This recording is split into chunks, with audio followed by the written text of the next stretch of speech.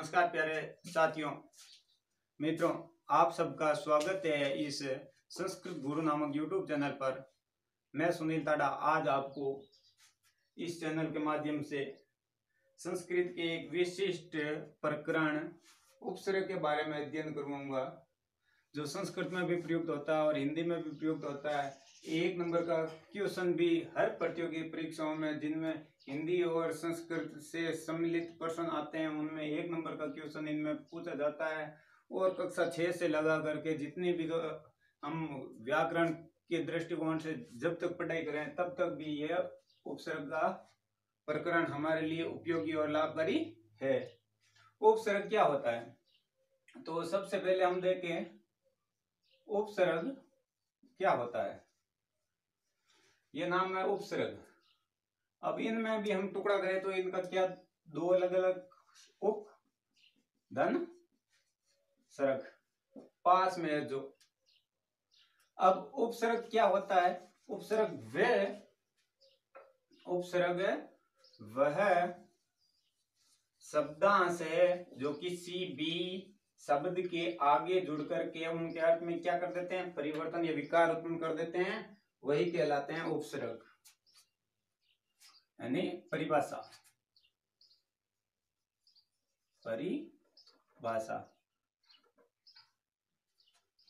यानी वे शब्दांश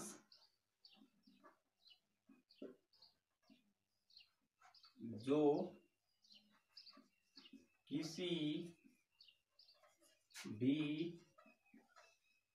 शब्द के प्रारंभ में या आगे जुड़कर के उनके अर्थ में परिवर्तन या विकार उत्पन्न कर देते हैं, उपसर्ग कहलाते हैं। यानी वे शब्दांश अर्थात वे मूल शब्द जो किसी भी धातु या संज्ञा शब्द या सर्वनाम शब्द के आगे जुड़कर के उनके अर्थ में कोई परिवर्तन या विकार उत्पन्न कर देता है, उसे हम क्या कहते हैं, उपसर्ग कहते हैं। अब जैसे मैं आपको एक मोस्टली उदाहरण बताऊंगा। यह नाम आया हुआ है हार। हार का अर्थ क्या होता है? हार का अर्थ होता है गहना, या एक तो गहना आप या आभूषण भी कह सकते हैं, और दूसरे इसको कह सकते हैं हार यानी पराजय। हार यानी पराजय। अब इस मूल शब्द के आगे जैसे नाम जुड़ गया पर धनहार, तो ये बन जाएगा प्रहार। प्रहार का अर्थ होता है चोट मारना, यानी अधिक चोट मारना। जैसे ये नाम आ गया उप धन हार। उप का अर्थ होता है पास में, हार उपहार यानी पास में कोई रपन जाए, उपहार। दोनों शब्द मिला नाम बनी उपहार। यानी जब हम किसी भी व्यक्ति के पास में जाकर के कोई वस्तु उसको भेंट करते हैं, वो उपहार कहलाती है, यानी गिफ्ट। दूसरे से बोले तो साधारण भाषा में गिफ्ट।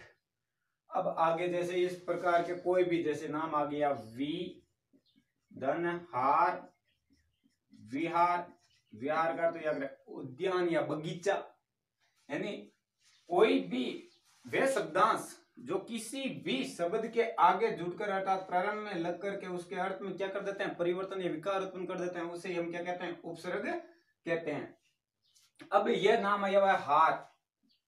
इस हार की उत्पत्ति हरित धातु से, यानी संस्कृत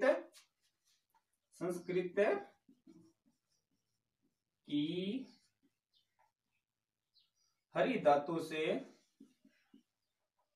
हुई है। अब आपके सामने क्वेश्चन भी आ सकता है, हार शब्द की उत्पत्ति किस धातु से हुई है? हरि धातु। हरि का अर्थ क्या होता है? हरण करना। हरण करना का अर्थ क्या है? चुरा लेना या अपहरण कर लेना।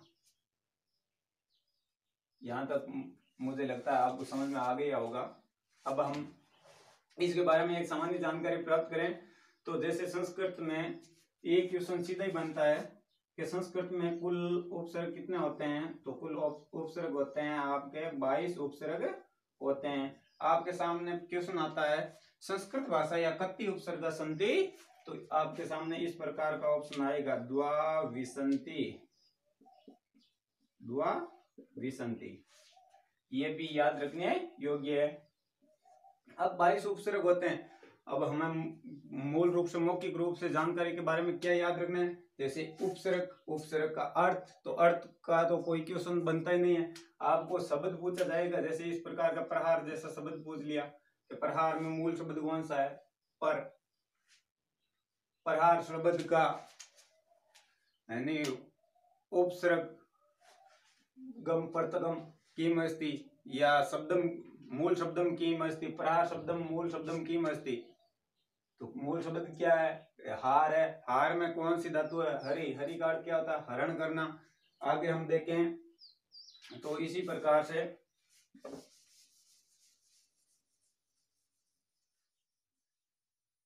आगे हम इनके बारे में जैसे जानकारी प्राप्त करें। हमने पढ़ा अभी के उपसर्ग 22 होते हैं। कितने होते हैं संस्कृत भाषा में, 22। हिंदी में उनकी कोई भी निश्चित संख्या नहीं है। संस्कृत भाषा में कुल 22 उपसर्ग होते हैं।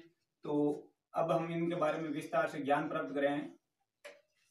जैसे 22 उपसर्ग कौन कौन से होते हैं, पर,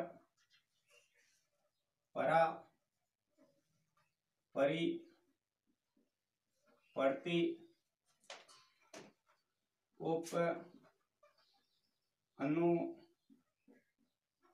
आ जिसका दूसरा नाम है आड, अर्थ होता तक, अधि, अति, औ, अभी, अप,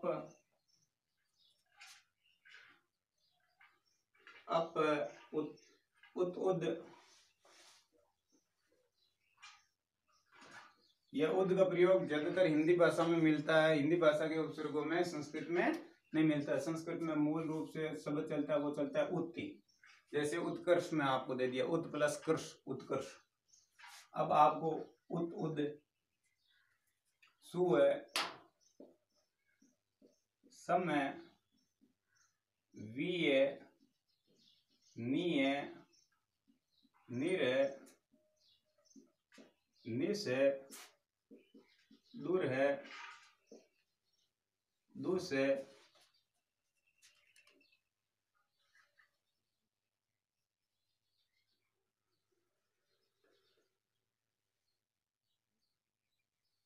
इसी प्रकार के जैसे पर का चौथा अधिक, परा परा यानी उल्टा, परी परी यानी चारों ओर, प्रति प्रति यानी हर एक, उप यानी पास में, अनु अनु यानी पीछे, आड का अर्थ होता तक, अधि अधि का अर्थ होता विशेष। जैसे अधिक धनकार, अधिकार, अति अति धन, अंत अत्यंत, अति का अर्थ होता बहुत ही अधिक, औ यानी हीन या नीचे, अभी अभी का अर्थ होता पास में, अप का अर्थ होता है बुरा, उत उद का अर्थ क्या होता है, उत का अर्थ होता है ऊपर, सु यानी सम्मान, सु यानी सबसे अच्छा, सम यानी सम्मान या अच्छा, वी विशेष, नी का अर्थ होता है निश्चित या निषेध, निस इन दोनों का अर्थ होता है निषेध या रहित, दूर इसका अर्थ होता है अभी। इस प्रकार से यह 22 उपसर्ग संस्कृत भाषा में प्रयुक्त होते हैं। अब आपके सामने प्रश्न किस प्रकार का आता है, जैसे प्रश्न आ गया परीक्षा, कौन सा शब्द दे दिया, परीक्षा। परीक्षा शब्दम किम उपसर्गम प्रयुक्तम अस्ति, परीक्षा शब्दम किम उपसर्गम अस्ति। तो आपको ध्यान रखना है परीक्षा शब्द में कौन सा उपसर्ग होता है, परीक्षा शब्द। अब हम इनका वर्ण विच्छेद संधि करते हैं तो ध्यान हमें ध्यान में आता है कि परिधन इक्सा होता है, तो परि नाम का कोई उपसर्ग है या नहीं है। आपके सामने ऑप्शन में इस प्रकार का दिया होगा, जैसे ए दे दिया, परि, ब दे दिया, परि, से दे दिया, प, और देम आ गया पर। तो आपको यहाँ पर ध्यान रखने योग्य चीज कौन सी है कि यहाँ पर उपसर्ग होगा परि। कौन सा होगा? परि। इसी प्रकार से मुख्य रूप से देखें, यह नाम आता है संहार। संहार शब्दम कीम उपसर्गम अस्ति। संहार शब्द में कौन सा उपसर्ग है? तो संहार शब्द है, आपके सामने नाम आ गया स, ब आ गया सम, स में आ गया सह, और देम आ गया सर्वमपि। तो आपको यहाँ पर क्या करना है, जैसे संहार, अब संहार में इन शब्दों में से मिलता जुलता उपसर्ग कौन सा है? सम है। तो ये हमें याद रखना है, सम है, तो सम कहाँ पर दिया हुआ है? ब में। तो हमें ये 22 उपसर्ग याद करने हैं और कुछ नहीं। इसमें एक क्वेश्चन आता है 1 नंबर का, सबसे सरल क्वेश्चन इसी प्रकरण से बनता है। अब हम आगे देखें तो जैसे एक ये नाम आ गया प्रत्यपकार